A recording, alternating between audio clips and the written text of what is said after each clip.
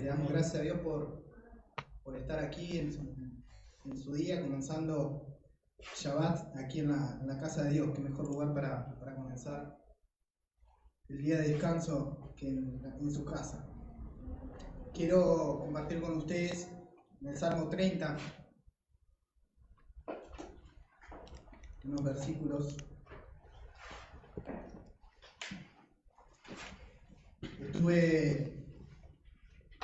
Estaba leyendo sobre la vida de David y pensaba que podemos leer, conocer mucho sobre la vida de David, del rey David, en los libros de Samuel, primera y segunda de Samuel, los libros de Reyes, los libros de Crónicas.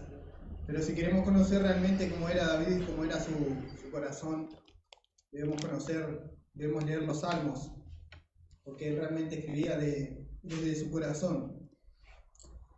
Y este es un salmo muy, muy lindo que quería, que después lo pueden leer entero, pero quería compartir con ustedes el versículo 5, que en mi versión dice: en mi tranquilidad yo declaré versículo 5, porque reprensión hay en su ira, pero vida en su voluntad. El llanto podrá durar toda la noche, pero por la mañana llegará la alegría. Y me preguntaba de dónde podía sacar estos versos David, y el título de este salmo. En mi Biblia dice: acción de gracias por haber sido rescatado del Seol. En otra versión dice: por haberme rescatado de la muerte. Y recordaba la historia de 2 de Samuel capítulo 6, quería llevarlos hasta ahí, de cuando David a buscar el arca de la alianza, que David estaba en el palacio y quería adorar a Dios, me imagino, pero sabía que no estaba lo que representaba la presencia de Dios, que era ese arca de la alianza que había atravesado todo el éxodo por el desierto, que los israelitas lo habían llevado por el desierto, y David sentía que no podía adorar tranquilo a Dios. Lo manda a buscar, después de la victoria que tienen frente a los filisteos en el capítulo 5, manda a buscar el arca, que Saúl, su antecesor, nunca se había interesado por el arca, curiosamente, pero David sí. Pero David no sabía de protocolos, no sabía de cómo conducirse, cómo traer el arca, contando rápidamente la historia. Y entonces lo manda a buscar con unos bueyes, y uno de esos bueyes se tropieza, y un tal Uza intenta agarrar el arca, y la presencia de Dios lo mata. Y en ese momento David se asusta mucho y dice: dejen el arca ahí en un lugar, y va a la casa de Obed-Edom, de un granjero. Y después pasó 3 meses el arca en ese lugar, y vio que Dios lo empezó a bendecir. Dios lo empezó a bendecir a ese hombre, le multiplicó todo, le multiplicó el ganado, vio que le multiplicó todo, su ganado, su viña, todo lo que él hacía prosperaba, ¿sí? Dios lo multiplicaba todo. Un día se levantó y le había multiplicado las suegras, ¿sí? Hasta ahí dijo: no, bueno, vamos a devolver el arca. Hasta acá llegué. Y ese fue demasiado. Y David ve eso, que Dios bendice a este hombre, y entonces dice: Dios no está enojado, solamente tenemos que hacer las cosas como Dios quiere. Y lo manda a buscar nuevamente, siguiendo todos los protocolos que Dios le había mandado. Y en ese momento, cuando va entrando el arca a la ciudad, ¿sí? David estaba muy contento, ¿sí? Porque venía de tiempo de angustia, ¿sí? Venía de estar escondido en las cuevas, de estar perseguido por Saúl. Y en ese momento se llena de alegría al ver la presencia de Dios, lo que representaba la presencia de Dios, entrar a la ciudad. Pero había una persona que no estaba tan contenta, ¿sí? Veía en el versículo 20, ¿sí? Una mujer, ¿sí? Que dice que estaba mirando por la ventana mientras el rey caminaba, ¿sí? Que yo decía, ¿qué hacía? Que era la mujer de David, era la esposa. ¿Qué hacía mirando por la ventana? ¿No? Que estaba...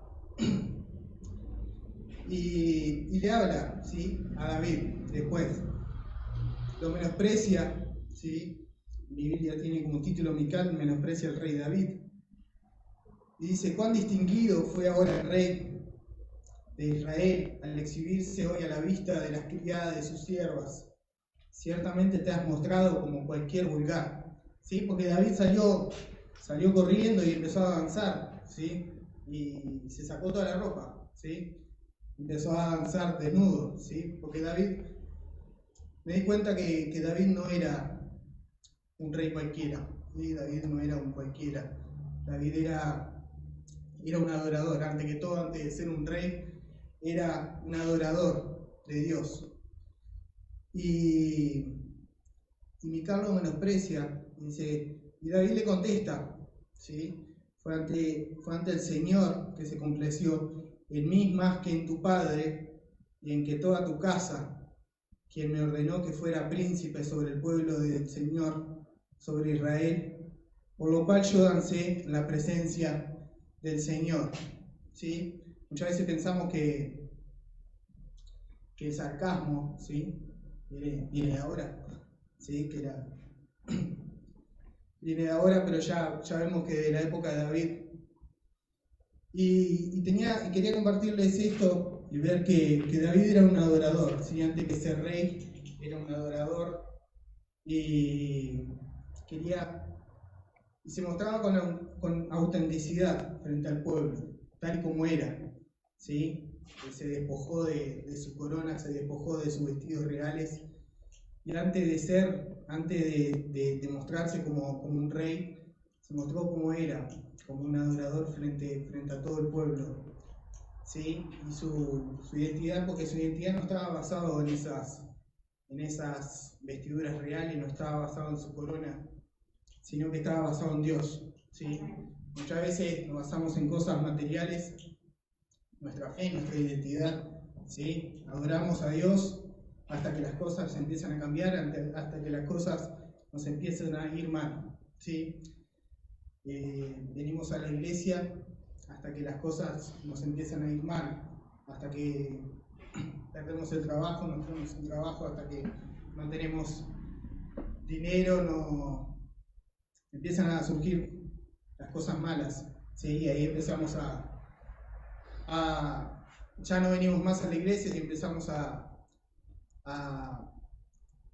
no adorar a Dios, ¿sí? Ya renunciamos a nuestra adoración a Dios. Y él sabe que, porque David había pasado por muchas cosas, había pasado en esa cueva de Adulán, había pasado por persecuciones, y él sabía que de un instante Dios lo podía sacar de ese palacio y llevarlo a la cueva nuevamente. Él sabía que Dios, como lo llevó de la cueva al palacio, podía volver a esa cueva. Y los invito a que podamos ponernos de pie y estar orando, y que seamos como David, ¿sí? Que adoremos con esa libertad que adoró David, con esa libertad, y que nos mostremos tal y como somos, ¿sí? Muchas veces nos mostramos con caretas, con máscaras, ¿sí? Dios quiere que mostremos nuestra identidad como hijos de Dios, ¿sí? Y que pongamos nuestra identidad frente a Él, con Él, que seamos hijos de Dios, antes que todo, antes de ser como David, antes de ser rey, somos adoradores de Dios, antes de cualquier otra cosa, somos hijos de Dios y sus adoradores. Amén. Padre, te damos gracias, Señor, por este día que nos has regalado, Señor. Gracias, Señor, porque tú nos has guardado y nos has bendecido, Señor, en el nombre de Jesús. Bendícenos, Señor. Gracias, Señor, porque tu fidelidad nos acompaña, Señor, en todo momento. Gracias, Señor. Bendice, Señor, esta reunión de principio a fin, Señor, y que cada enseñanza, Señor, quede grabada en nuestros corazones. Te damos gracias, Padre. Bendícenos, Señor, que siempre seamos tus adoradores, Señor, y que siempre nuestra identidad esté basada, Señor, en ser hijo de Dios. Que no necesitemos nada más, Señor, que digamos como Pablo, Señor, que tu gracia nos baste, Señor, que tu gracia no sea suficiente, Señor, para adorarte, Señor. No necesitamos nada más, Señor. Gracias, Señor, porque estamos confiados en ti, Señor, y en que siempre nos acompañarás. En el nombre de Jesús. Amén. Amén.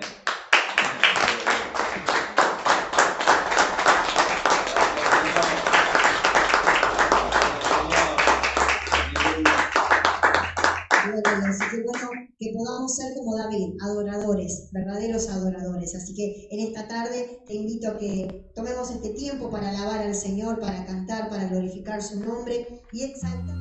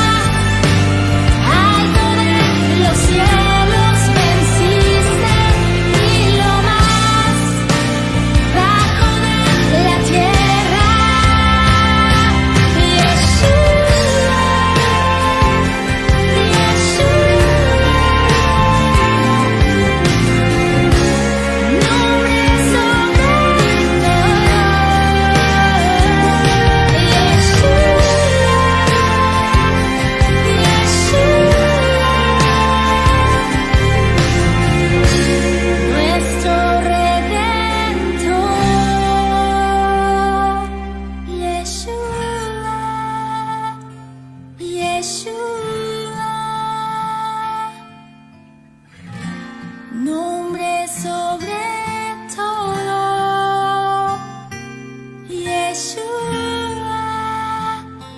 Yeshua, nuestro Redentor.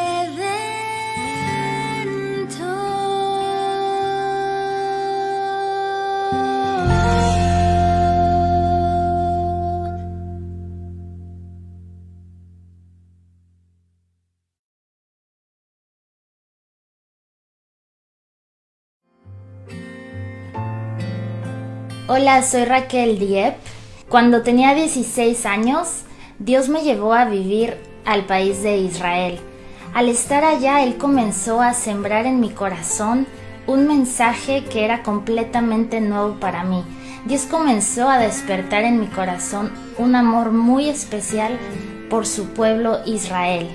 Dios comenzó a mostrarme cómo Israel es un tesoro tan grande que palpita actualmente en su corazón. He vivido agradecida porque tengo el privilegio de conocer a Dios de una manera personal desde muy pequeña y he conocido a Jesucristo como mi Salvador, el que me salva del pecado y de todas sus consecuencias, el que promete una esperanza de vida eterna. Pero Dios me empezó a enseñar que Él mismo, este Dios a quien yo puedo llamar papá, se hace llamar el Dios de Israel.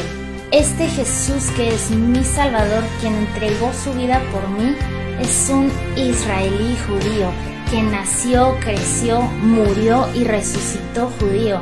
Él regresará a la tierra a reinar en medio de su pueblo Israel en Jerusalén. Las personas que pagaron un alto precio para que la Biblia llegara a mis manos, los primeros seguidores de Jesús, todos fueron judíos israelíes. La persona que sacó el evangelio a todos los gentiles, el apóstol Pablo, fue un judío israelí. Dios comenzó a despertar mi corazón a un agradecimiento y a un respeto hacia su pueblo, y a no vivir sin voltearlos a ver, sin bendecirlos, sin orar por ellos. En Romanos 11 Dios nos explica acerca de este misterio, y Él dice que no quiere que ignoremos que su pueblo tiene en parte un velo para que la plenitud de los gentiles, o sea, para que yo misma pueda entrar a la gracia de su salvación. Y también dice que todo Israel será salvo. Jesús es el Rey de los judíos. Jesús en hebreo es Yeshua. Yeshua es una palabra que significa salvación, aquel que porta en sí mismo la salvación. El nombre de Jesús es tan poderoso, Yeshua. No importa en qué idioma clamemos a Jesús, Él es nuestro Salvador, pero primeramente lo es para ellos, para Israel, nuestro hermano mayor. Deseo que esta canción continúe despertando tu corazón al amor que Dios tiene por su pueblo Israel actualmente, así como lo continúa haciendo en mi corazón. Me encantaría regalarte esta canción, por eso aquí abajo te dejo un correo electrónico a donde me puedes escribir y yo con mucho gusto te enviaré esta canción. Soy Raquel Diep, gracias por ver este video.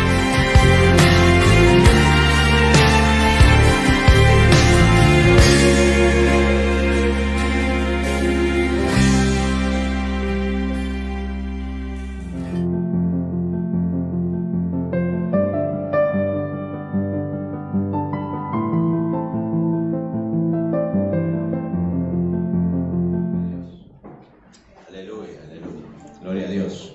Tomamos asiento y estamos una vez más en el Día del Señor para poder aprender buenas cosas y para poder ser de bendición a otros también.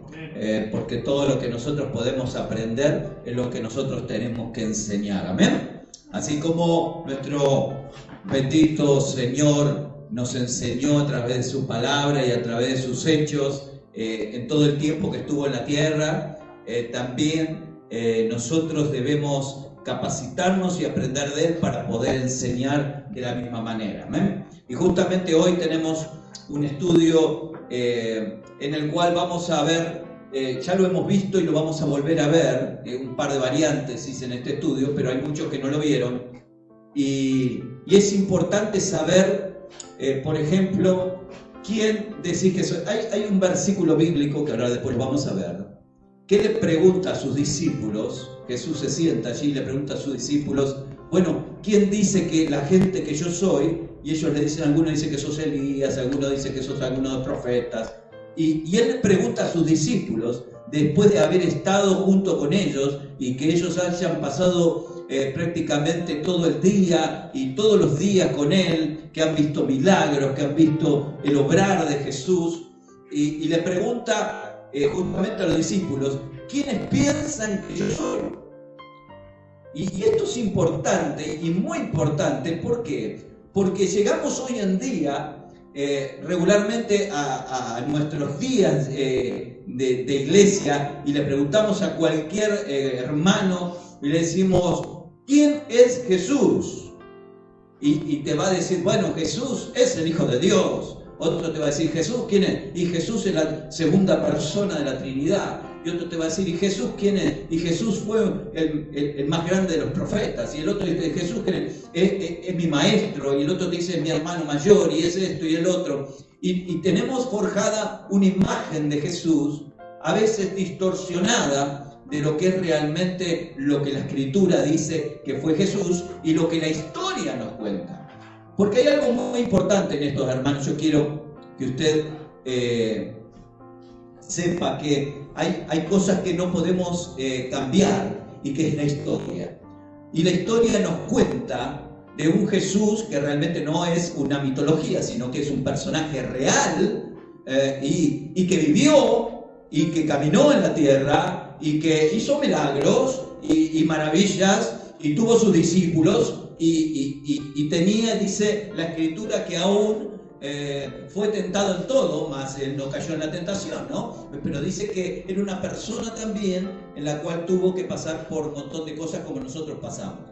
Pero a veces tenemos una mirada distorsionada de lo que es Jesús, aún al momento, yo lo miro mucho esto, aún al momento de que las iglesias hacen algunas representaciones teatrales en las calles, en las iglesias, con respecto a Jesús, y vemos cómo se viste a la persona que va a representar a Jesús, y hay una distorsión total en cuanto no solo a quién era él, que es lo que están preguntando los discípulos, sino también a cómo se veía él. ¿Qué imagen nosotros tenemos grabada de él en nuestras mentes, que cada vez que decimos Jesús, se aparece en nuestras mentes? Y es importante, ¿por qué? Porque a veces estamos creyendo en un Jesús poco real, poco real. Conversaba el otro día con mi hija, hoy a la mañana tuve la oportunidad de volver a conversar con ella, la que está allí en Buenos Aires viviendo, y está con un proyecto de escribir un libro, y me dice, papá, me tenés que orientar un poco aquí y allá, porque quiere hacer un libro de cuentos para los niños, para cierta edad de niños, y con respecto a historias bíblicas y todo lo demás, ¿no? Y charlando de eso y de algunas otras cosas, ella me decía, en realidad, bajar el personaje de la Biblia a una persona como nosotros, bajarlos para que lo podamos entender, para que los niños, los mayores lo puedan entender como una persona real y no quizás como algo escrito, como algo que quizás pasó y quizás no pasó, como algo mitológico, porque estamos acostumbrados a historias fantásticas, ¿sí? Ella me decía, claro, Caperucita Roja y el cazador y que se lo comió y que no se lo comió el lobo y que esto y que el otro. Estamos acostumbrados y parece que lo pusiéramos al mismo nivel cuando aparece David y Goliat y uno se imagina allí e imagina cosas irreales porque no solo estamos acostumbrados a los cuentos fantásticos, sino que también muchas veces nosotros lo hemos cambiado, muchos predicadores, muchos enseñadores lo han cambiado, las películas para darle mayor sensacionalismo, han hecho un David muy pequeñito, han hecho un Goliat enorme, ¿no? De tamaños terribles, ¿no? Y de repente cuando vemos la historia que David agarró la espada de Goliat, decimos cómo la pudo haber agarrado, porque no le daban las manos para agarrar la empuñadura, no solamente por la fuerza que tenía que hacer para levantarla, sino que no le daba las manos para la empuñadura de esa espada con semejante tamaño al gigante. A veces lo hacemos tan mal dimensionado que no lo podemos creer, que pareciera que fuera una fantasía. Y cuando a vos te dicen vos tenés que ser como David y pelear contra Goliat, vos te imaginás algo, bueno, está bien, algo medio en el aire, como que sí, bueno, tengo que tener ese valor. Pero en realidad David tampoco era pequeñito, era bastante grandote ya, porque David dejó de ser pequeñito. ¿Por qué? Porque la escritura da detalles. La escritura dice que Saúl, que era el rey Saúl, que era el hombre más alto de todo el pueblo de Israel, porque sobresalía, dice la escritura, por sobre todo por su altura, dice que le dio su coraza, le dio su armadura a David para que saliera a pelear contra Goliat. Y dice que David se la puso para salir a pelear. Y dijo, no, esto no me sirve, no estoy acostumbrado a esto, y agarró la onda y la piedra. Pero ¿qué rey sería tan ridículo de que si medía, pongámosle 2 metros, le diera a un hombrecito de 1,60 su armadura? Seguramente no le iba a funcionar. Le diría, ponete la armadura de algún otro soldado que te vaya. No le daría su armadura y tampoco se la podría poner, porque sería algo muy ridículo. Pero cuando se la puso y vio que no se podía mover, porque no estaba acostumbrado a la armadura, quiere decir que David era un hombre grande. ¿Sí?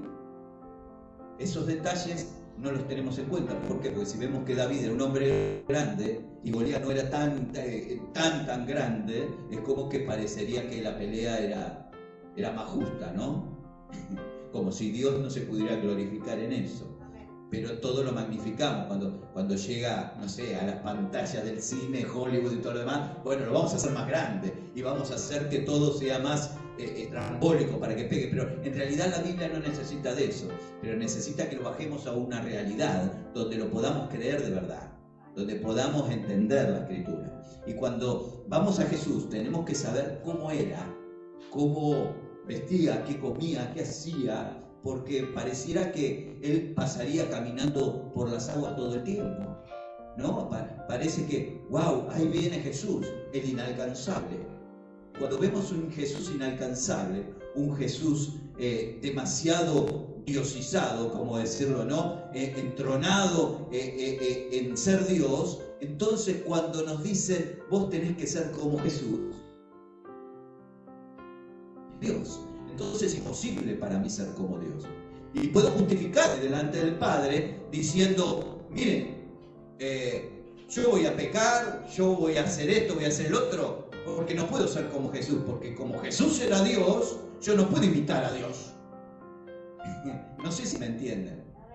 Ahora, Jesús padeciendo como hombre, Jesús siendo tentado en todo, Jesús pasando el oprobio y el desprecio aún de los suyos. Ese es el Jesús cercano al cual yo puedo imitar. El Jesús que enseñaba, el Jesús que se exaltaba, el Jesús que se enojaba con sus discípulos por su falta de fe, era un Jesús que yo sí puedo imitar. Es un Jesús que lo podemos bajar a la tierra y que en realidad era ese Jesús histórico, ese Jesús que marcó huella, que tenía una madre, que tenía un padre, y ese Jesús es el que nosotros tenemos que tener grabado en nuestra cabecita, ¿sí? Entonces, vayamos un poquito más. Allí tenemos y dice, piense por un momento, por favor, cuál es la imagen que tiene de Jesús en su mente, ¿no? Entonces, como yo le decía, a veces tenemos esa imagen de Jesús cerramos los ojos y nos imaginamos un Jesús de la película. Por ahí alguien se imagina el Jesús de Nazaret, la película, que es muy famosa. Algunos se recuerdan la de Robert Powell, esa me acuerdo yo, que era viejísima, la vi cuando era chico, ¿no? Que era tan larga que en el cine la veíamos en 2 partes. ¿No? Era con ojos claros, así tremendo, ¿no? Pero uno cuando va a la realidad se da cuenta que no es tan así, ¿no? Y otros se imaginan a ese Jesús que vieron quizás en una representación de alguna iglesia, con ropas blancas, una franja acá roja, ¿no? Como si fuera del Club River Plate, ¿viste? Algo así, ¿no? Y dice, bueno, yo soy de Boca y digo yo, no puede ser de River, ¿no? Claro, y ahí me hace así, no puede ser de River si yo soy de Boca, no puede ser de River, le digo yo, si no, estoy enojado con Jesús. Y lo visten así, y con esas son ropas romanas. Entonces me pintan a un Jesús romano. Claro, la Iglesia Católica, ¿qué va a pintar? Un Jesús romano, lógicamente, pero nosotros no estamos en el catolicismo. Nosotros tenemos que tener en nuestra mente un Jesús. ¿Y cómo era el Jesús histórico? ¿Cómo era el verdadero Jesús? Bueno, a eso vamos. Entonces, él les dijo, ¿y vosotros quién decís que yo soy? Entonces, respondiendo, Pedro dijo, el Mesías de Dios. Allí están las citas bíblicas, ustedes pueden verlo, Mateo, allí está, que dice 16:15, y Lucas 9:20. Allí es donde Jesús le hace la pregunta. Usted puede ir anotando esas citas bíblicas si desea.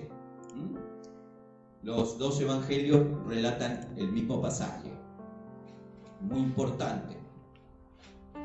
Porque de acuerdo a eso es realmente la mirada que yo tengo hacia Jesús. Entonces, lo importante de esto es que cuando Pedro le dice, tú eres el Mesías, tú eres el Cristo, ¿no? Le dicen en algunas versiones. Cristo es la palabra griega, Mesías es la palabra hebrea, o sea, la traducción del hebreo que es Mashiach, es el Mesías. Las dos significan ungido. Eres el ungido, el elegido de Dios, ¿sí? Eso significa, eres el elegido de Dios, el enviado de Dios, ¿sí? El Mesías, el que el pueblo de Israel siempre estuvo esperando y que todos los profetas estaban profetizando de él. Todos los profetas estaban profetizando, va a llegar el Mesías, va a llegar el Mesías, va a llegar el Mesías, que va a redimir a Israel. Bueno, entonces Pedro le dice, tú eres el Mesías, tú eres ese que iba a venir. El Hijo de Dios, el que mandó el Señor, el enviado del Padre, ¿sí? Amén. ¿Y qué le dice Jesús? Jesús le dice, esto no te lo reveló carne ni sangre, sino mi Padre que está en el cielo. O sea, que le da la certificación de que él era el Mesías, que él era el que iba a venir, ¿sí? Entonces, nosotros tenemos que saber quién era Jesús. Era el Mesías de Dios, el esperado, el declarado en la Biblia, el que todos los profetas decían que tenía que venir a redimir a Israel. Bien, hasta ahí vamos. Gloria a Dios. La imagen que tenemos de Jesús es principalmente la proyectada por la mayoría del cristianismo, en donde se muestra por lo general una figura descontextualizada, cultural y religiosamente. Está descontextualizado, sacado del contexto, ¿sí? Sacado de la Biblia, o sea, cambiado. Es un Jesús, hay un filólogo, un doctor en España, Piñeiro, que él le dice, es un Jesús reinventado, ¿no? Un Jesús reinventado. ¿Por qué?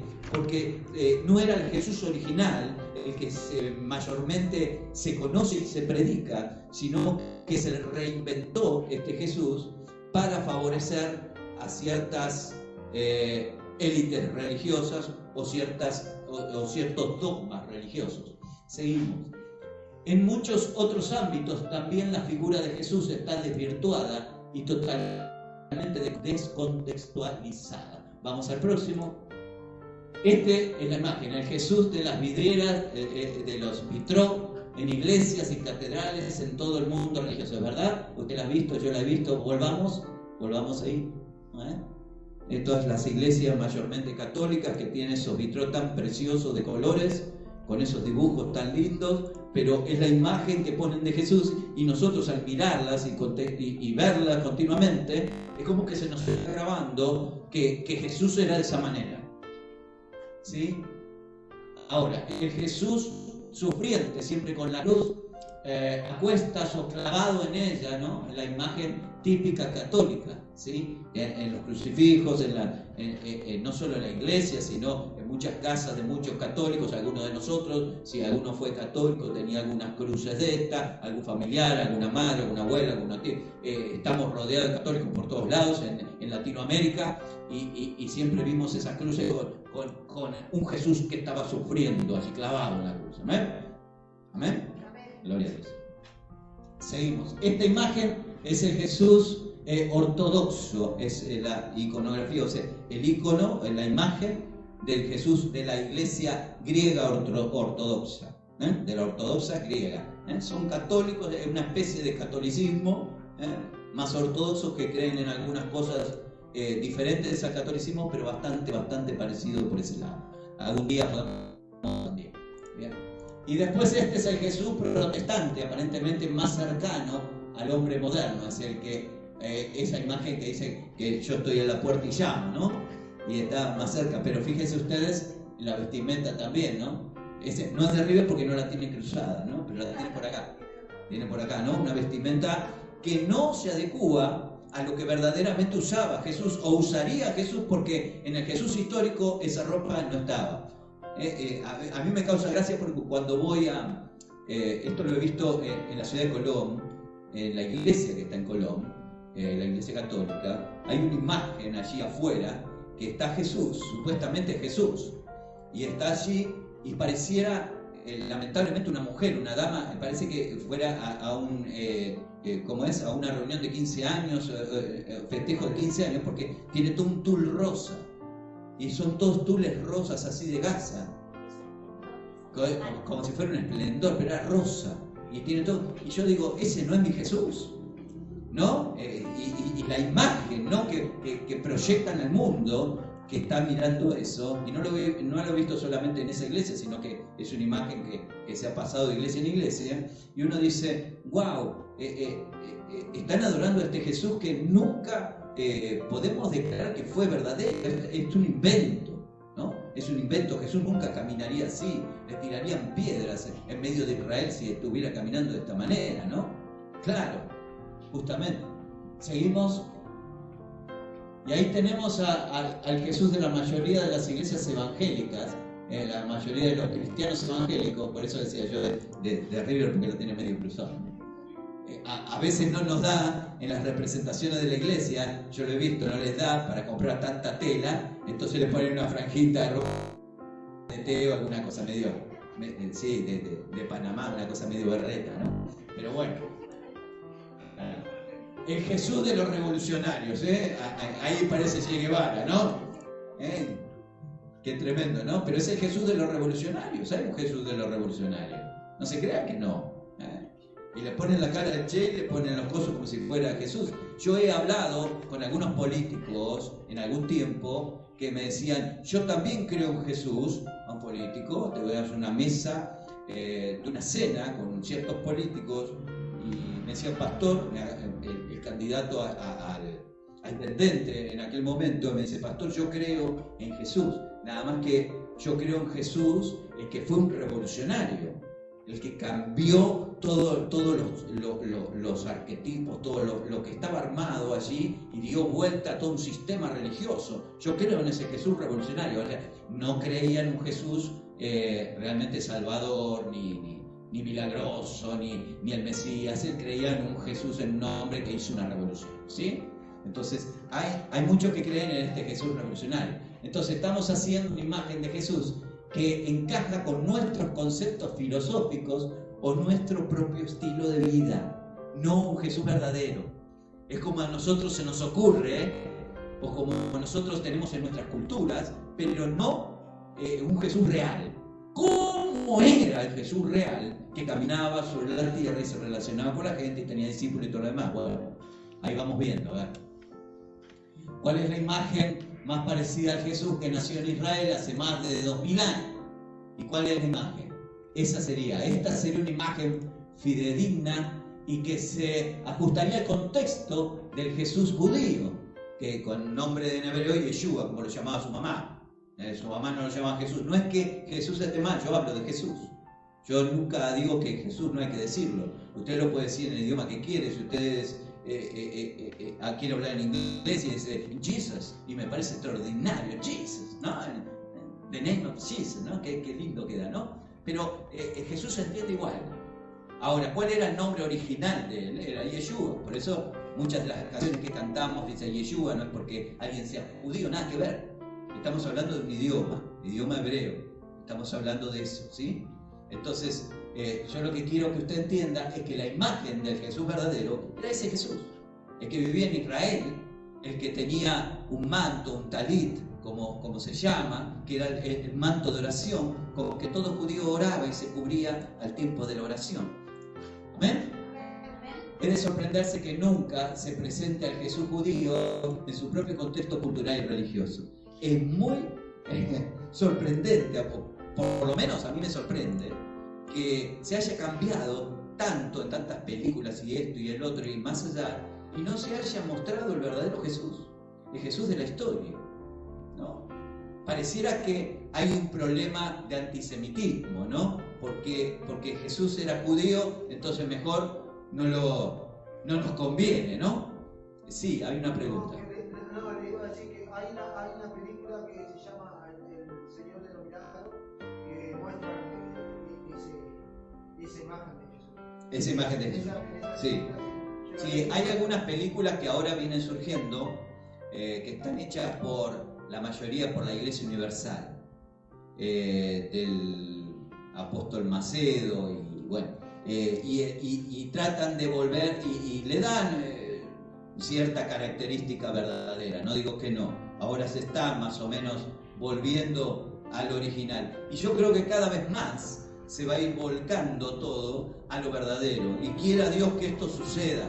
En algunas partes del mundo hay una gran revolución en cuanto a esto, en volver a las raíces verdaderas de la fe, en volver al original, en volver a dejar un poquito la fantasía, las fábulas, ¿no? El apóstol Pablo decía, creo que a Timoteo le decía que dejaran las fábulas, le daba estos consejos, ¿no? Que en los últimos tiempos iban a volver a todos estos cuentos y que de alguna manera volver a las raíces verdaderas de la fe intacta, ¿no? Y la fe que Jesús nos enseñó. A veces nos guiamos por la fe de algunos pastores, de algunos siervos, de algunos ministros, y uno no tiene que imitar la fe de los ministros, tiene que imitar la fe de Jesús, tiene que imitar y ver las huellas de Jesús. Porque cuando imitamos al hombre nos equivocamos, cuando imitamos a algún hermano que pareciera que fuera muy ungido y todo lo demás, no es lo que debemos hacer. Debemos imitar a Jesús, siempre imitar a Jesús. Amén. Y Él dejó huellas, dejó enseñanzas, dejó todo lo que nosotros necesitamos para caminar una vida en bendición. Y por eso nosotros tenemos que conocer, aunque sea lo más parecido al Jesús verdadero, al Jesús de la historia, al Jesús de la Biblia. Bien. Como todo judío que conocía la Torá, él llevaba el talit, o en castellano un manto de oración, siendo esto uno de los preceptos establecidos en la Escritura. Y en el próximo, ahí vemos las citas bíblicas, que las pueden anotar, ahí las ven grandes, y dice: te hará flecos en las 4 puntas del manto que te cubran, ¿no? Entonces era una ordenanza, era una ley, que todos aquellos que se cubrían con ese manto tenían que hacerse unos flecos, que en realidad el nombre en hebreo tzitzit, es medio raro, medio difícil, tzitzit, ¿sí? Esos son los flecos y que tenían que tener el borde del manto. Después, bueno, los rabinos le pusieron allí que entre nudos y flecos de cada lugar tenían que sumar 613, que son los preceptos o mandamientos del Señor. Y entonces vamos a encontrar, ahora lo vamos a ver, algo muy interesante en cuanto a eso del manto, ¿no? Y la mujer que tenía pérdida de sangre, que aparece que la mujer toca el borde del manto del Señor, ¿no? Ahí hay una profecía tremenda, ¿sí? Tengo una pregunta, ¿por qué no sé si usted ha visto o ha llegado a ver, que en la iglesia católica o a veces en las casas de los católicos se ve un cuadro que de un lado como que tiene un hombre joven y del otro lado como que tiene el mismo hombre pero más viejo, como asimilando de que uno es Jesús y el otro es Dios? Sí, sí, no, cientos de cuadros, cientos de imágenes, estampitas. Lo que pasa es que el hombre siempre trata de buscar en su mente una imagen de Dios. De Jesús tenemos imagen o semejanza. ¿Por qué? Porque vivió en la tierra, hay gente que lo pudo ver, si bien no había fotos en aquel tiempo, se han dejado imágenes de dibujos o pinturas, no hay. Uno supone ¿Por qué? Por las características de la zona, de la etnia, del personaje. ¿Cómo podría ser? ¿Sí?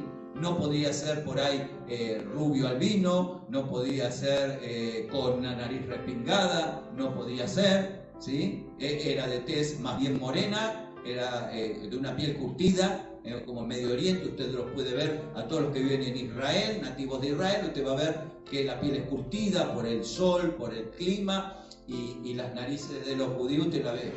Está chiquita al lado de la... O sea, mi papá tenía una nariz así, era tremendo.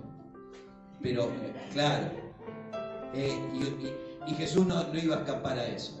No iba a escapar a eso. Usted puede ver, busque en internet o lo que sea, características del pueblo judío, y una nariz. Y los árabes también, ojo, no se salvan porque es de la misma, ¿no? Son raíces semíticas, ¿no? Que vienen de Sem. Y tienen esa particularidad. ¿Qué vamos a hacer? No le podemos negar nada. O sea, podemos respirar bien. Tomamos buen aire. Cuando Jesús nació en Belén de Judea, en días del rey Herodes, llegaron del oriente a Jerusalén unos sabios preguntando: ¿dónde está el rey de los judíos que ha nacido? Pues su estrella hemos visto en el oriente y venimos a adorarlo. Ahí está en Mateo 2, del 1 al 2. Estaban preguntando por el rey de los judíos. O sea, es muy claro que Jesús era judío. Usted tiene que entender que Jesús no era romano, que no era griego, que no tenía características de un personaje americano de Hollywood, sino que él era un judío con sus particularidades como cualquier judío, ¿sí? Ahí tenemos que ir viendo la imagen de Jesús, la verdadera imagen de Jesús, ¿sí? Y hay un versículo, yo no lo puse, ahora no me acuerdo dónde está bien, pero que dice que no era de buen parecer para que no le deseáramos, ¿verdad? O sea que ya el rubio de ojos celeste, olvídense, mujeres, ese Jesús, ¡oh!, que todas gritaban en el cine, no existe, no es real. Su nombre es Yeshua, como hablamos, que traducido al castellano significa Dios salva o Salvador prometido o salvación, quien nació judío y vivió como tal. Nació judío, de una familia judía, y vivió como tal. Pero Jesús no era cristiano, no existía cristianismo. A veces tenemos esa cosa metida en la cabeza que decimos que no nos damos cuenta y hasta Jesús lo hacemos cristiano. Y Jesús nunca fue cristiano. Jesús era judío. Y a veces no lo pensamos. Decimos, sí, es verdad, pero nunca, hay veces que no lo pensamos. Pero Jesús vivió, nació, vivió y murió como judío. Y en el pueblo de Israel, ¿sí? Este Yeshua es la piedra rechazada por vosotros los edificadores, la cual ha venido a ser cabeza del ángulo, y en ningún otro hay salvación. Usted lo escuchó esto, ¿verdad? ¿Cuántas veces lo predicamos?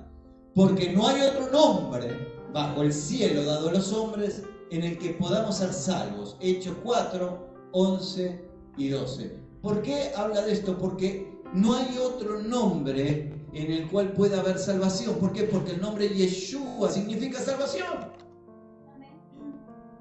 No es que no hay otro hombre en el cual podamos ser salvos, sino que no hay otro nombre en el cual haya salvación, porque Yeshua mismo lleva la salvación, es su propio nombre, su propio destino, su propio ADN, vino a salvar lo que se había perdido.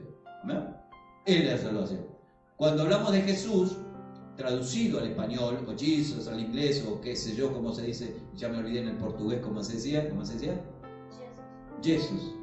En portugués, y cada uno tiene en su idioma, puede decirlo de diferentes maneras, no tiene significado, porque es una transliteración hasta llegar al idioma.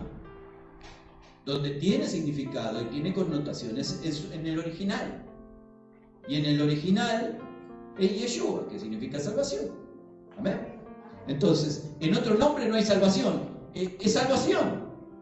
Yo quiero que usted entienda una cosa, que cuando a él lo llamaban Yeshua, le estaban diciendo salvación, vení.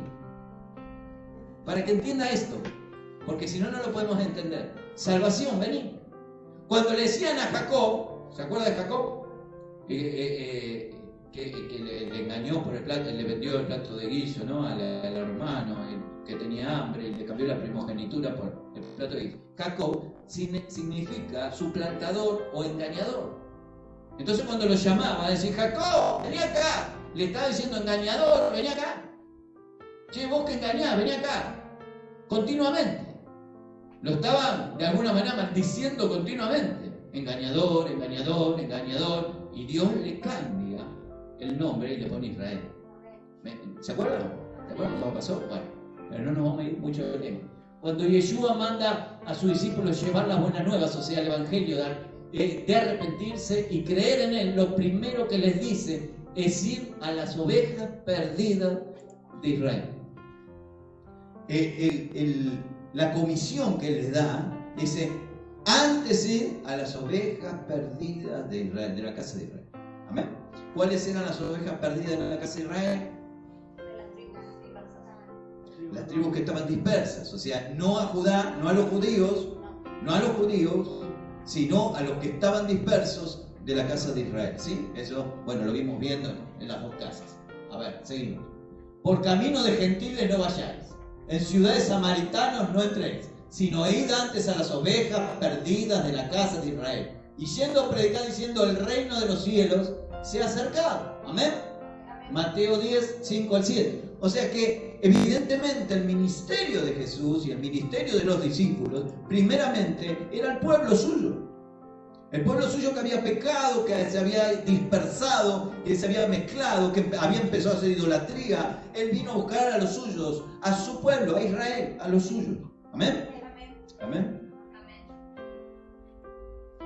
Yeshua era judío, con aspecto judío, vestía como judío, comía como judío y celebraba las festividades bíblicas como todo judío santificado. Mire, aspecto judío, vestía con los mantos, el talit y todo como judío, comía como judío. ¿Cómo comen los judíos? Una buena pregunta. ¿Cómo comían los judíos? Con las manos, ¿sí? No. ¿Cómo comían los judíos? ¿Con palitos? No, esos eran los chinos, ¿verdad? ¿Cómo comían los judíos? Tenían una forma de comer. Muchos en Oriente tienen esa forma de comer. No se sientan en sillas. No se sientan en sillas, no tienen mesas altas, son mesas bajitas, en almohadones se sientan. Y el judío siempre se sienta recostado así de costado. Después les voy a explicar por qué, en algún momento. Y comían así. Y comían así, ¿sí? Así es. Tenían una manera hasta particular de comer. Y Jesús también lo hacía de esa manera. Seguimos. Iban sus padres todos los años a Jerusalén en la fiesta de Pesach. Lucas 2:41. Mire, los padres eran judíos como Jesús. Y en todas las fiestas los padres estaban en Jerusalén. ¿Por qué? Porque había 3 fiestas que había que subir a Jerusalén a adorar sí o sí. Y eran la fiesta de Pesach o Pascua, eran la fiesta de Shavuot o Pentecostés, y eran la fiesta de Sukkot o Tabernáculos, ¿sí? Esas 3 fiestas tenían que subir sí o sí, obligatoriamente, todos los del pueblo de Israel, tanto sean judíos como de otras tribus, todos tenían que ir al templo a adorar. Cuando tuvo 12 años, subieron a Jerusalén conforme a la costumbre de la fiesta, dice Lucas 2:42. Como discípulos celebramos Pesach en el contexto en que el Mesías lo celebró, así como las demás festividades bíblicas. O sea, que cada uno que dice ser discípulo de Jesús tiene que hacer las cosas que Jesús hizo. Ese es el tema y la controversia que tenemos siempre con la mayoría de los hermanos, o de las iglesias, o de ciertas denominaciones. ¿Por qué? Porque yo ahora hago esto, pero ¿quién te dijo que hagas esto? No, porque la costumbre que tenemos nosotros es costumbre. Pero ¿qué hacía Jesús? ¿Qué enseñó Jesús? ¿Qué le dijo a los discípulos que hagan?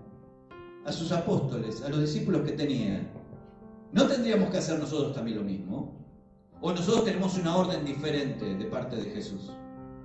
Yo creo que no tenemos ninguna orden diferente de parte de Jesús en la Biblia. No aparece en ningún lado que nosotros tenemos que hacer una cosa diferente a la que Jesús enseñó. Todo lo contrario, si somos discípulos de Jesús y nos enarbolamos como decir, no, yo soy cristiano, yo soy de Jesús, yo soy discípulo de Jesús, las cosas que Jesús hizo, nosotros también tenemos que hacerlas. Ahora, Jesús hace una cosa y vos haces otra, yo creo que no sos nada discípulo de Jesús. Eso no es así. Eso no es así. Pero durante muchos años, en muchas iglesias, no digo que sean todas, tenemos ciertas costumbres que Jesús no las acostumbraba a tener. Yo creo que Jesús, si volviera hoy y tuviera que entrar a una de nuestras iglesias, yo no sé en cuál entraría porque se sentiría totalmente desorientado. Porque hacemos cosas que Él no dijo que hagamos. Tenemos costumbres que Él no las tenía. Yo creo que Jesús se sentiría bastante dolorido y bastante mal viendo cómo se ha tergiversado su palabra, cómo se ha cambiado, y eso que la tenemos escrita. ¿Qué pasaría si no la tuviéramos escrita? No, hermano, ¿qué pasaría si no la tuviéramos escrita? Porque hacemos cosas que están fuera de la voluntad del Señor, que no tienen nada que ver con lo que está escrito, y lo hacemos basándonos quizás en un versículo, sacándolo del total contexto de toda la Escritura. Y hacemos doctrinas nuevas de un solo versículo sacado del contexto. Y no podemos hacer semejante aberración bíblica, porque tenemos que entender el contexto completo. ¿Por qué estudiamos? Porque tenemos que conocer el pensamiento de aquellos que también escribieron la Biblia. ¿Para qué me sirve conocer el pensamiento del que escribió la Biblia? Porque el que escribió la Biblia no fue un uruguayo, no fue un argentino, no fue un venezolano, sino fueron judíos. En una cultura hace 2000 años atrás, o mucho más si vamos al Antiguo Testamento, que tenían un concepto totalmente diferente, que viven ni siquiera en Occidente, no en Latinoamérica, ni siquiera en Occidente, sino en Oriente, de aquel tiempo, con una cultura totalmente diferente, una escritura diferente, un idioma diferente, un pensamiento diferente, y si nosotros queremos interpretar la escritura, lo mejor que podemos hacer es irnos culturalmente, entender la cultura del autor, entender la historia en el contexto donde estaba viviendo, qué es lo que estaba pasando, para saber qué es lo que escribió.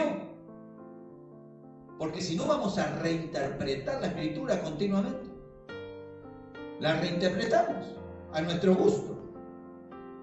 Porque cuando toca la mujer que tenía el flujo de sangre, que no podía parar, 12 años había estado allí buscando médico, buscando al otro, pero cuando se acercó a Jesús, y todos los evangelistas, cuando nos ponemos el traje de evangelista, somos muy evangelistas en esto, ¿no? Y había mucha gente y se tuvo que arrastrar para llegar a tocar el manto de Jesús. A veces la agrandamos un poco para que sea más impactante.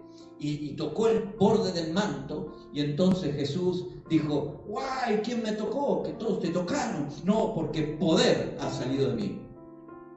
¿Cómo podemos interpretar eso a raíz de nuestra cultura, de nuestro diario andar? O sea que usted viene, me toca el saco a mí y usted es sano.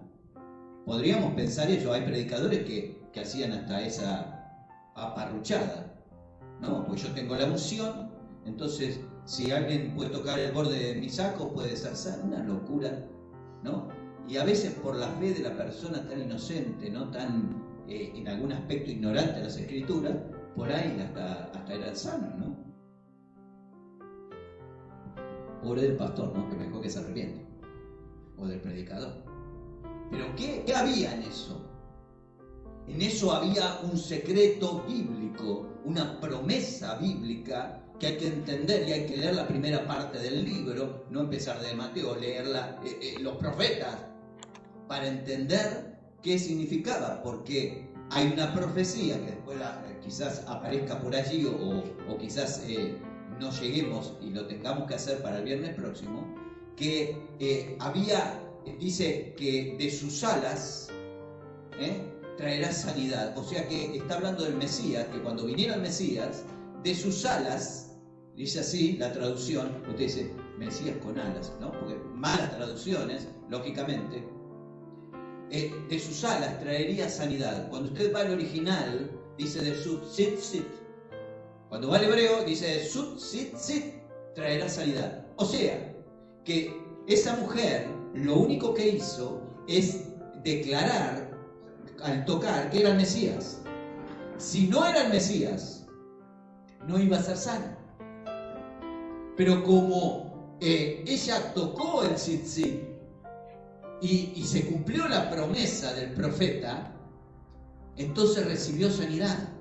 Y Jesús no sabía de verdad. Muchos dicen, ¿cómo no iba a saber quién lo tocó? No sabía quién lo tocó. Jesús sabía que poder había salido de él, sin que él hubiese dicho nada. ¿Por qué? Porque lo que hizo la mujer es activar la promesa de Dios, que estaba en la profecía. Que en sus alas traería sanidad. Y la mujer fue y tocó el borde del manto, tocó los flecos, y fue sana. Yo he comprado un talí, pero lo tengo en Buenos Aires, así que hasta que no se abra la frontera no lo voy a traer, porque si no se lo muestro, ¿no? Los flecos como son, los tzitzit. Y eso tocó. Y él era el Mesías. Y vino sanidad sobre esa mujer. ¿Amén? Si usted no lo sabe, no lo estudia, piensa que es porque tocó el borde del manto. Usted le va a creer a un pastor que diga, si usted toca el borde de mi coso, también porque yo tengo la unción. Y es todo mentira. Es todo mentira. Tenía un porqué. Tenía un porqué. Y hay muchas cosas que desconocemos, porque desconocemos la cultura, desconocemos el tiempo, desconocemos la historia. Y eso es lo que nosotros tenemos que aprender, por lo menos los viernes. Es lo que venimos a hacer, a tratar de aprender un poco más para que se nos abra la cabeza. Y yo les aseguro que cuando usted va a la Biblia después, va a entender un montón de otras cosas que para usted estaban cegadas, estaban selladas, cerradas, sin entendimiento, que usted salteaba. Cuando usted no entiende algo, muchos me decían, pastor, yo esto no lo entiendo, entonces lo salteo y sigo con lo otro. Pero lógicamente hay un montón de cosas que usted no va a entender, ni siquiera del Nuevo Testamento, que es el más sencillo, no lo va a entender porque usted no ha leído la primera parte, no ha leído el Antiguo Testamento. Mal dicho, Antiguo Testamento. Jesús, hablando del Antiguo Testamento, él no lo nombra como Antiguo Testamento. Fíjese usted una cosa, él no nombra al Antiguo Testamento como Antiguo Testamento. Él lo llama Escritura, o lo llama la ley, los profetas y los escritos. Que en hebreo es Tanakh, que tiene el acróstico o acrónimo, no sé bien cómo ubicarlo bien, creo que es un acróstico, Tanakh, que significa Torah, Nevin y Ketuvim, que son que eso es en hebreo, que son justamente la ley, los profetas y los escritos. Así mencionaba Jesús cuando hablaba de lo que nosotros hoy decimos Antiguo Testamento. Mal dicho, pero bueno. Ya está puesto así, ya tenemos la costumbre y en la Biblia aparece así. ¿Sí? Algunas Biblias dicen Antiguo Pacto, Nuevo Pacto. Pero en realidad es como les digo. Vino a Nazaret, donde se había criado, y el sábado entró a la sinagoga conforme a su costumbre y se levantó a leer. Ahí está medio cortadito. Se levantó a leer. Mire, ¿cuál era la costumbre de Jesús? Conforme a su costumbre. Eran dos cosas: respetar el sábado e ir a la sinagoga. Era más judío que los judíos. ¿Sí? Él no inventó una iglesia. Él no hizo, ahora vamos a hacer la iglesia evangélica. Si usted sabe que no. Hizo la iglesia católica. No, menos. La iglesia, no inventó ninguna iglesia. Él no vino a fundar iglesias. Nada que ver. Él no vino a fundar ninguna iglesia. Eso lo tomó después Constantino para hacer de su política algo tremendo, porque ahí es donde unió la política y el Estado, ¿no? La religión y el Estado, ¿no? Hizo un Estado más fuerte con una sola religión universal, y ahí empezó, hizo cualquier desastre, de donde sale la Iglesia Católica, ¿no? Y de donde los protestantes evangélicos salen de la Iglesia Católica de esa manera. Entonces hay que empezar a purificar, y por eso decimos de volver a las raíces de la fe. porque hubo todo un tránsito de malversación de las escrituras, un tránsito de una cultura diferente, de un pensamiento diferente, y tenemos que, para ir al verdadero sentido del Señor, ir otra vez a las raíces, otra vez a la fe que tenemos en la Escritura. No está en ningún otro lado, está en la Escritura, es muy fácil, pero tenemos que entenderla con la mente con el que el autor escribió el libro, no con el que se nos ocurra a nosotros o con una reinterpretación de algún pastor que dijo, Dios me dijo, y Dios no le dijo nada. ¿Amén? Está escrito. Este es el lugar donde el Mesías pasó muchos días de su vida. Ahí tenemos una reconstrucción de lo que era el templo, ¿sí? Ahí vemos el patio, ahí donde estaba el lavacro y todo lo demás, y bueno, la parte del lugar santo, lugar santísimo, allí dentro, ¿sí? ¿Qué más? ¿Algo más? Esta es la ciudad que el Mesías reconocería, Jerusalén, la misma ciudad en la que predicó, murió y resucitó. ¿Sí? Ahí está el muro de los lamentos hoy, ¿sí? Esto sí lo reconocería, porque hay ciertas partes de la ciudad que no, pero esa parte vieja de la ciudad seguramente lo reconocería, ¿sí? Si viniera acá no, pero bueno, igualmente no se encontraría muy cómodo en nuestras reuniones. No se encontraría muy cómodo. ¿Por qué? Porque se sentiría muy raro. Está bien, estamos en el siglo XXI, hemos avanzado en muchas cosas, pero se sentiría muy raro en la parte de la predicación, en la parte de la enseñanza, ¿sí? Porque siempre en la sinagoga lo que se enseñaba era la ley de Moisés. Muy raro alguien que enseñara alguna vez los profetas, pero siempre se enseñaba la ley, y la ley se cantaba para poder que quede grabada en las cabecitas, porque cuando usted canta una canción le queda mucho más fácil grabado que cuando usted la quiere estudiar. Entonces, hoy mismo usted va a las sinagogas en cualquier parte del mundo y usted va a ver que los judíos suelen agarrar y suelen cantar la ley, suelen cantar Deuteronomio, suelen cantar Levítico, suelen cantar partes de Éxodo, ¿sí? Lo cantan. Era una de las formas de recordatorio. El Mesías pasaba mucho tiempo en la soledad de la oración con el Padre Celestial, conforme había sido enseñado en la práctica judía de la oración y el Itbodedut, que yo siempre les digo, y es una palabra rara, así que el Itbodedut, que significa el estar a solas con Dios. El estar solas con Dios. Es el momento que uno busca para estar a solas, como cuando Jesús dijo, enciérrate en tu cuarto y ora a tu Padre en lo secreto, que te recompensará en público, ¿no? Entonces, eso en hebreo se llama Itbodedut, es el tiempo a solas con Dios. Y eso es lo que buscaba siempre Jesús, de apartarse de los discípulos, irse al monte a orar. Eso es importante, porque es la relación personal que nosotros tenemos con el Creador. Eso es sí o sí. En esa práctica andamos bastante bien como iglesia, ¿no? Yo creo que en esa parte de la oración tenemos oraciones grupales, tenemos oraciones en familia y tenemos nuestra parte de oración personal. Creo yo que por lo menos esto se enseña en casi todas las iglesias. Así que bueno, no le dan ese nombre raro que yo le doy, porque es el nombre en hebreo, pero en realidad todos dicen que esto es bueno. Tenemos que comunicarnos con Dios. La vez pasada estudiamos mucho sobre la oración. Sí.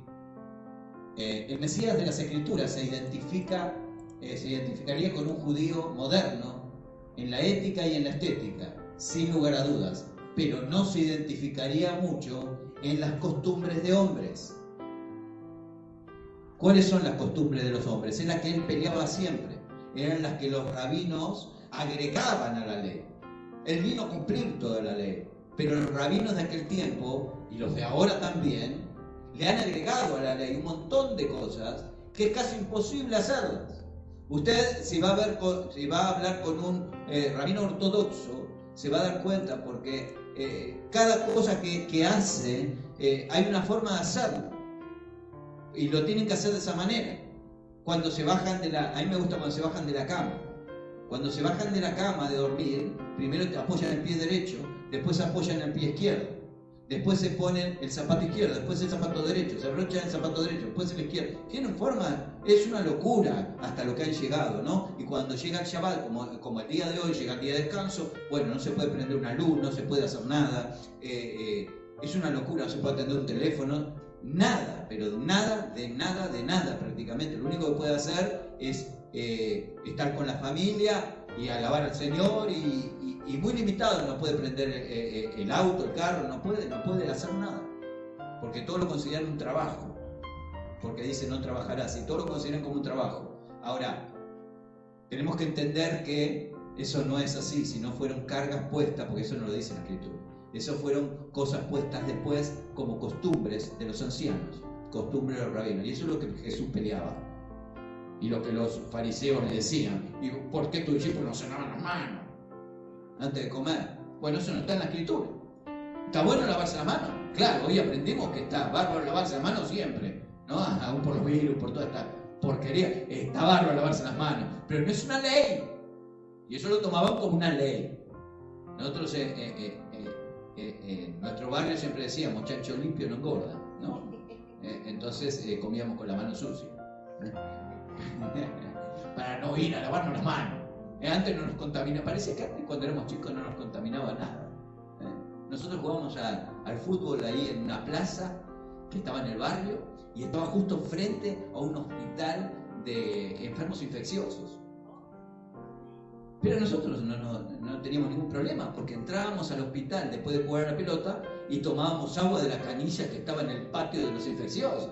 Y ponías la boca en el pico de la canilla y tomábamos del grifo ahí y no había ningún problema. Nunca nos enfermamos de nada. Ahora el aire te enferma, ¿viste? Ahora hay que cuidarse hasta del aire. Es una cosa de loco, ¿no? Pero bueno, tenemos que aprender a contextualizar. Y Jesús no era el Jesús que muchas veces nosotros pensamos. Era un Jesús bien identificado con sus raíces. El talit que usaba el Mesías fue un instrumento de sanidad, ahí está, para los que tuvieron fe en su persona como Salvador y Mesías. Veamos por qué, vamos rápido, y ahí está. En esto una mujer enferma de flujo de sangre desde hacía 12 años se le acercó por detrás, le tocó el borde de su manto, porque se decía a sí misma, con solo tocar su manto, su talit, se le salva. Mateo 9, 20, 21. Con referencia, ahí está, Malaquías 4:2, que dice, mas a vosotros los que teméis mi nombre, nacerá el sol de justicia es el Mesías, y en sus alas traerá salud, y saldréis y saltaréis como becerros de la manada. Amén. Lo que yo le estaba explicando, ahí está el versículo bíblico que avala esa promesa que el profeta había dado. La salvación se presentía desde una perspectiva universal. Los pueblos no judíos también recibían las bendiciones de Dios por medio de los que conocen al Mesías. Muchos alcanzarán la salvación, siendo el pueblo de Israel clave en este punto. Seguimos, vamos rápido. Vosotros adoráis lo que no sabéis, nosotros adoramos lo que sabemos, porque la salvación viene de los judíos. Juan 4:22. Qué tremendo cuando Jesús se encuentra con la samaritana y le dice, ustedes adoran lo que no saben, nosotros adoramos verdaderamente lo que sabemos, y que la salvación viene de los judíos. Y esto le puede pegar a cualquier evangelio en la cabeza. Y dice, no, la salvación viene de Jesús, la salvación viene de los judíos. ¿Por qué? Porque a los judíos se les dio la palabra de Dios. Dice, ¿por qué tiene el apóstol Pablo? Dice, el judío tiene ventaja, sí tiene ventaja y en gran manera. ¿Por qué? Porque se le concedió la palabra de Dios, los oráculos vivos, la palabra de Dios. Se le dio la palabra. ¿Tiene ventaja? Claro, sí. Si le fue otorgada a los judíos, se le fue otorgada la palabra. Eso no es ventaja. Y ellos tenían que haber sido luz a las naciones. Y no fueron. Lamentablemente no fueron luz a las naciones. Por eso Dios levantó un pueblo que no era pueblo de él. La Biblia dice, creo que en el libro de Oseas, un no pueblo mío, que lo levantó y levantó pila de gentiles y toda una iglesia para proclamar las verdades del Señor que los judíos se habían reservado y se habían guardado para sí mismos. No llegaron a ser la luz a las naciones, pero Dios dijo que ellos serían la luz a las naciones. ¿Amén? Bueno, gloria a Dios por los que quieren ser luz de las naciones, pero el verdadero evangelio, gloria. Creo que lo que nos mueve es saber la verdad sobre un hombre que nació judío, su madre era judía, que fue circuncidado el 8º día, que hizo el bar mitzvah, que vivió como judío santificado y guardando la festividad del Eterno. Lo primero que vemos ahí es que fue circuncidado cuando lo llevan al templo y llevan y está ahí este hombre, ¿cómo era que se llamaba? Simón, que le profetizó, lo tomó, profetizó y declaró, él había pedido al Señor no morir hasta tanto no ver al Mesías, ¿no? Y ahí profetiza, y hay otra mujer profetiza también ahí que estaba de oración en oración declarando que él era el Mesías que había que venir. ¿Qué hacía en el templo? Fue a circuncidarse, como todo judío. Amén. Eso es lo que hizo. Y después el Bar Mitzvah era que se hace a los 13 años, es cuando el niño pasa a ser hombre. Entonces se le hace una fiesta especial en el medio de los judíos. Bien, y fue a todas las fiestas bíblicas de Levítico 23. Vivió como judío, usó el talit, amó la ciudad santa, su templo, vivió, murió como judío, fue enterrado en la forma judía, resucitó conforme a las escrituras judías, todos judíos. Mateo 27 al 37 dice, pusieron sobre su cabeza su causa escrita. Este Jesús, el rey de los judíos. Amén. Todo con respecto al judaísmo. Yeshua HaMashiach, el Mesías, significa en hebreo, profetizado en las escrituras, ya desde Moisés. Nada tiene que ver con ese Jesucristo que nos ha llegado hasta nuestros días. No se ofenda. Por favor, no se ofenda. Él les dijo, ¿y vosotros quién decís que soy? Entonces respondiendo Pedro dijo, el Mesías de Dios. Lucas 9:20. ¿Quién es Yeshua para usted? Es la pregunta más importante que hoy tiene que responderse. De esto depende su fe, su emuná y la de los que lo rodean. Y creo que ahí terminamos. Amén. Este es el momento de contestar esa pregunta y ser sinceros con la respuesta. ¿Quién dice que soy? Entonces, hoy ahí terminamos. Y la pregunta para vos, para que te puedas contestar a vos mismo, es ¿quién creo yo realmente que es Jesús? ¿Qué es Jesús el que vino? ¿Quién fue Jesús el que dejó estas enseñanzas? ¿Quién fue Jesús y quién es Jesús para mí hoy? Es lo importante. ¿Quién fue y quién es para mí? Porque algunos dicen es mi Salvador, otros dicen es mi Señor, otros dicen es mi Dios, otros dicen es mi hermano mayor. ¿Quién es para mí realmente? Eso es la contestación que cada uno se tiene que hacer a sí mismo en su casa. ¿Quién es Jesús para mí? ¿Quién es este Yeshua que vino a mi vida y que me cambió mi ser? Y seguramente mi contestación va a ser diferente a la tuya, porque mi contexto es diferente al tuyo. Pero quizás vos con algún hermano tengas una coincidencia. Quizás sí. Cuando Yeshua llega a mi vida como Jesús en mi corazón, yo lo tomo como mi Señor y mi Salvador personal. Y lo tomé. Y por naturaleza, yo comencé a leer la escritura del libro de Génesis. Y empecé a leer toda la Biblia del libro de Génesis. Y no sé cuántas veces leí la Biblia, porque me acuerdo que aún en la vigilancia, donde yo trabajaba muchas veces en seguridad, que estaba solo, me llevaba un Nuevo Testamento de los Gedeones, esos chiquititos, donde dice Salmos, Proverbios y todo el Nuevo Testamento, y me lo leía en un día todo completo. Tenía hambre por la palabra de Dios, hambre por su escritura, porque yo quería saber quién era este Dios que a mí me había llamado y que a mí me había cambiado mi vida. Porque desde el día que yo le abrí mi corazón al Señor, me cambió la vida. Me sanó de la enfermedad que tenía, que no sabía que tenía, que era una atadura totalmente satánica, que me habían hecho, una brujería, qué sé yo. Inmediatamente se rompió la ligadura. Yo acepté al Señor, comencé a llorar como un niño y fui sano, fui libre desde ese momento en adelante. Y lo que pude entender para mí, diferente, por eso digo que por ahí es diferente a ustedes, que a mí Jesús realmente es el camino al Padre. Para mí Jesús es el camino al Padre. ¿Por qué? Porque como judío a mí me llevó otra vez al Padre. Yo no lo tenía al Padre. Yo había perdido al Padre. Y entonces a mí me volvió al Padre. Dice, Jesús es el camino. Nadie llega a mí, nadie llega al Padre sino por mí. Y yo llegué al Padre gracias a Jesús. Y yo conocí quién es mi Dios gracias a Jesús. Y Él hoy en día sigue siendo mi maestro, mi instructor, mi salvador y mi mejor amigo. ¿Quién es para ti? Porque cada uno tuvimos una experiencia diferente, y si no la tuvimos, es hora de tenerla. Es hora de abrir nuestro corazón al Señor y tener una experiencia verdadera. ¿Y quién es? Porque si para vos es nada más que alguien que hace milagros, estás en serios problemas. Porque es mucho más que eso. No necesitamos de milagros. Necesitamos tenerlo a Él. Amén. Por eso es importante aprender y decir quién es verdaderamente Jesús para mí. Y Pedro se lo reveló el Padre. Dice: tú eres el que iba a venir, tú eres el Mesías, el ungido de Dios. Tú eres ese. Y Jesús se puso contento. Amén. Dios quiera que sea el Mesías para nosotros también. Que sea esa persona que nos guíe hacia el Padre Celestial. Dice el libro de Timoteo que no hay otro mediador entre Dios y los hombres que Jesucristo hombre. Amén. Vamos a ponernos de pie y vamos a orar. Gloria a Dios. No sé si hay alguna pregunta, la podemos hacer, pero vamos a orar y vamos a adorar al Señor.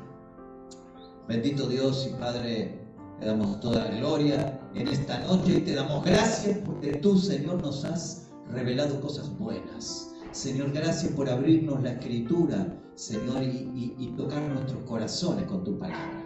Señor, que podamos atesorar, Señor, cada una de tus palabras y que podamos recibir todo lo que tú tienes preparado para nosotros. Perdónanos si nos hemos equivocado, perdónanos si hemos enseñado mal, perdónanos si hemos predicado mal, perdónanos si hemos, Señor, aprendido mal y hemos actuado, Señor, a consecuencia. Padre, límpianos, Señor, que la sangre de Jesús, que aún permanece fresca para nuestras vidas, Señor, pueda limpiarnos de toda maldad, Señor, y perdonando cada pecado, Señor, y librándonos de toda maldad. Señor, bendícenos como hijos tuyos, Padre, para que podamos vivir una vida recta en tu presencia, para que cuando nos vayamos a dirigir a Jesús, Señor, tengamos en nuestra mente y en nuestro corazón, Señor, al Jesús verdadero. No a un Jesús reinventado, Padre. Queremos al Jesús verdadero, aquel que sufrió, aquel que padeció, pero también aquel que enseñó y aquel que dejó huella en nuestras vidas, Señor. Te damos gracias, Señor, y quedamos en tu presencia, Señor, para que tú nos sigas ministrando. En el nombre de Yeshua, en el nombre de Jesús. Amén y amén. Gloria al Señor. Gloria al Señor. Gloria a Dios. Gracias, Señor. Gracias, Señor. Aleluya.